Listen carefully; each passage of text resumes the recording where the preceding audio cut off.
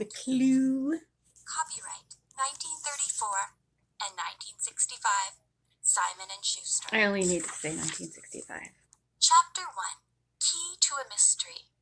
As Nancy Drew seated herself at the breakfast table, she noticed a door key beside her plate. The attractive, Titian-haired girl I sound much looked calmer up in than I surprise do at her now. father, who had just pulled out his own chair. It's more relaxing, "Is this my for me?" voice. she asked the tall, handsome attorney. He smiled. In this one. Nancy, that may be a key to a mystery. In our house, I don't or sound as somewhere here in animated, River but I Heights? sound Carson Drew shook calmer. his head. At a cabin on Misty Lake in Maryland. Would you like to go there and find out what has frightened Would you a like to certain Mr. go Winch? there? Nancy's blue eyes sparkled. The 18-year-old girl had already solved many mysteries for her father, and at once was eager to take on a new one.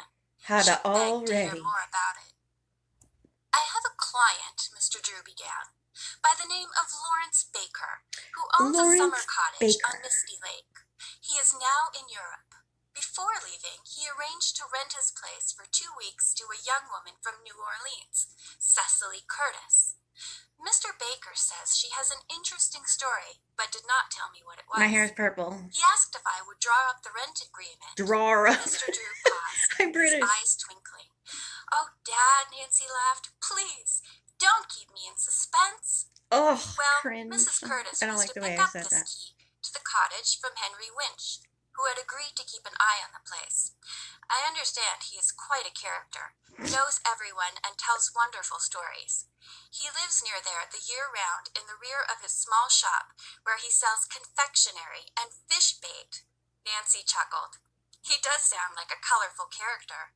Yep. Confectionery and bait make quite a combination.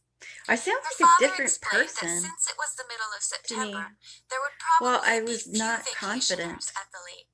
But I can't still sound imagine okay, why I Cecily guess. Curtis wants to stay there. If you meet her, Nancy, perhaps you can find out. "I'm all set to go," Nancy said eagerly. "Tell me more about Henry Winch and why he's so frightened." "During the summer, he rents out boats, as well as selling bait and candy. In winter, he stores boats for the summer residents, is caretaker for their cottages, and does odd jobs for the villagers. He sent me this key to the Baker place, along with a note, but gave no hint as to what had frightened him. Look here." The attorney reached into his pocket and brought out a plain piece of paper. My arm's He handed getting it to tired. Nancy. The note read, "Hire somebody else. Sorry. I'm scared. H. Winch." "This is all he wrote?" Nancy asked. That's all she wrote. Yes. "Here's the problem.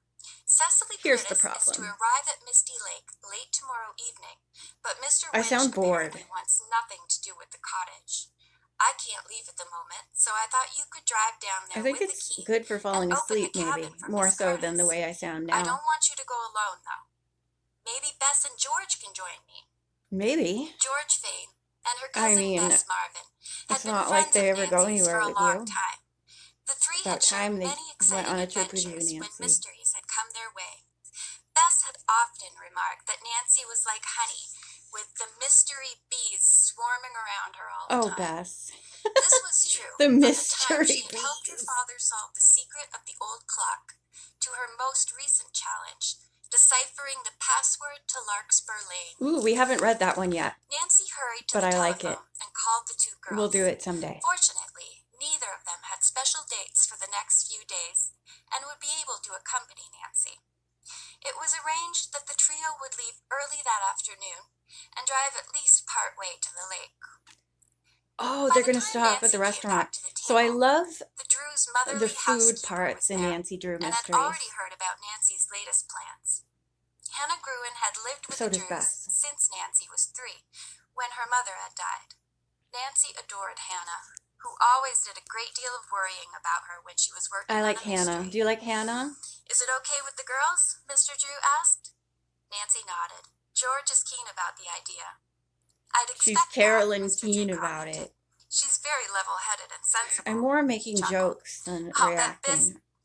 I'll bet Bess is a little hesitant, though." "Right," said Nancy and smiled. "Bess always worries about the possibility of running into danger, but she's I'm one of with the Beth. world's best sports when the necessity arises. I love the cover. Isn't it Presently, great? Mr. It's all Drew color said that he coordinated. must hurry This is off to one of his my favorite office. covers. He kissed Nancy and wished her luck. I believe there's a nice guest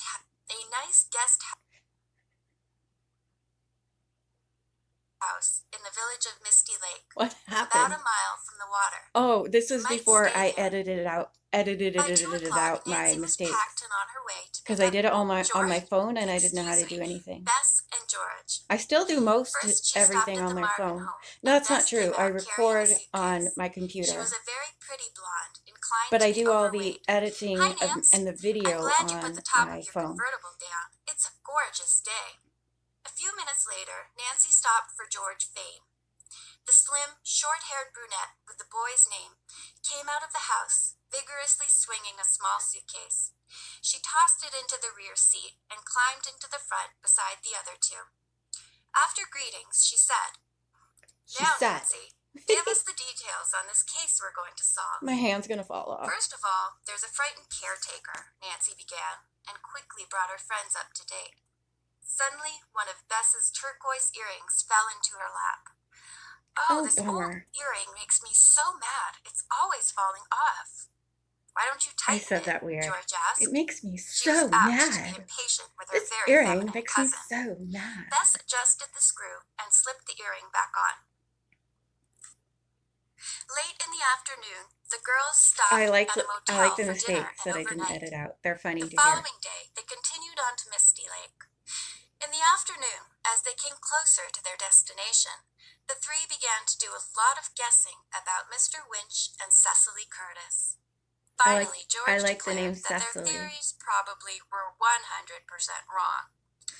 Bess changed the subject by saying, "We don't know a thing about how good the food is in Misty Lake. Why don't we stop for an early supper?" This was agreed upon, and the girls began to watch for likely places. On the outskirts of a town called Brookville, they came to an attractive restaurant, the White Mill. It was a remodeled mill with a stream underneath part of it. "This is charming," said Bess. "And look, the sign says fresh broiled lobster." That sounds good to me too, Nancy remarked. She parked the car and the three girls went inside. Oh my gosh, how much longer is A this? pleasant waitress who spoke in a soft drawl seated them and took their orders. "There'll be a 20-minute wait for the lobster," she said. Jeez. "Why don't you all go out and walk around the Bess garden is gonna die and of cross starvation. the bridge into the woods? It's really very lovely." Nancy and her friends took the waitress's It does sound suggestion lovely. I like this and book. went out the side door, which led into the garden. There was a profusion of many colors and varieties of chrysanthemums, late-blooming roses, and petunias. A path through the center of the garden led directly to a rustic, white-painted bridge. I like this. I want to go into this "The garden. bridge is quaint, but it looks I want to go to this rickety," restaurant. said Bess. "Oh, come on," I don't want to fall off the George bridge. urged. The girls, however, carefully crossed the bridge I'm one by freezing. one and entered the woods. Bess took a deep breath. "This smells heavenly," she said in an almost whisper, as if she did not want to disturb any of the wildlife. As the three friends advanced, they suddenly became aware of a young couple seated on a fallen log a little Oh my gosh, distance this away. fight between The girl, Nico who Van had Dyke curly and red Cecily. hair, had a He troubled sounds look on her so pretty face. Her not fair-haired manly. companion seemed vaguely familiar Nico Van to the Dyke sounds girls, not manly but they when were he's sure they arguing. had not met him. That iron The bird. couple, engrossed in conversation, did not notice the newcomers. Oh, because of the iron Nancy and the bird. cousins quietly turned in another direction. Just as they were out of sight of the couple, the red-haired girl cried out, "Why can't you understand? I don't want to get married with a lawsuit hanging over our heads." As Nancy and her friends glanced at one another, the boy shouted, "That's not the real reason. It's the iron bird that's coming between us. I wish you'd never heard of it." He sounds petulant. I wish you'd never heard of it. "Sounds like trouble," Nancy agreed. "And like a pair of mysteries," she added with a smile. Presently she looked at her wristwatch. The 20 minutes were up, so she suggested that the girls go back to the restaurant. Yeah, let's As eat. they neared the log where the couple had been seated, They saw that the girl and her male companion were gone. Bess sighed. "Oh, I just hope they fixed everything up," George said. "They'd better solve those mysteries before they get married. A lawsuit and some problem over an iron bird don't sound good to me." It's none The of your dinner was business. delicious. Bess could not resist topping hers off with pecan pie. Yeah. "That's a real Southern dessert, and I am now in Maryland."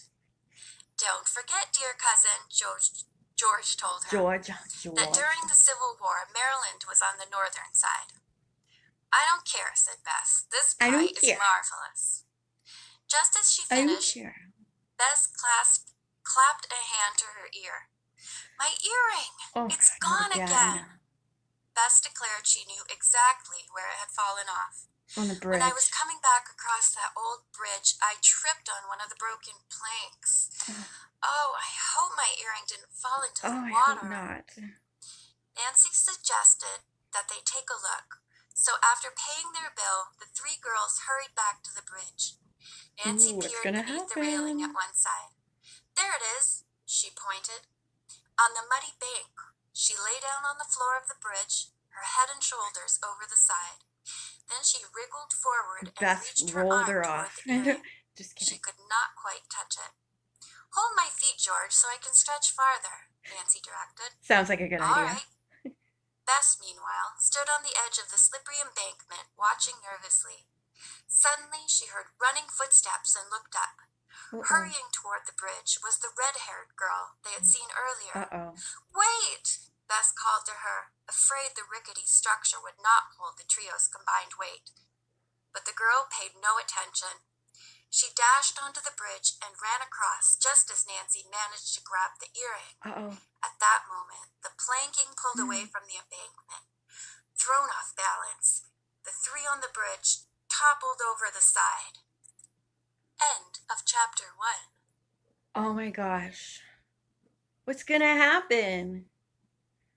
Orphaned baby donkey. Okay, I'm distracted now. I don't care what happens. I want to see the orphaned baby donkey. Okay, so that was interesting.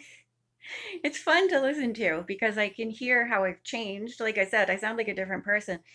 Um, it was fun to listen to.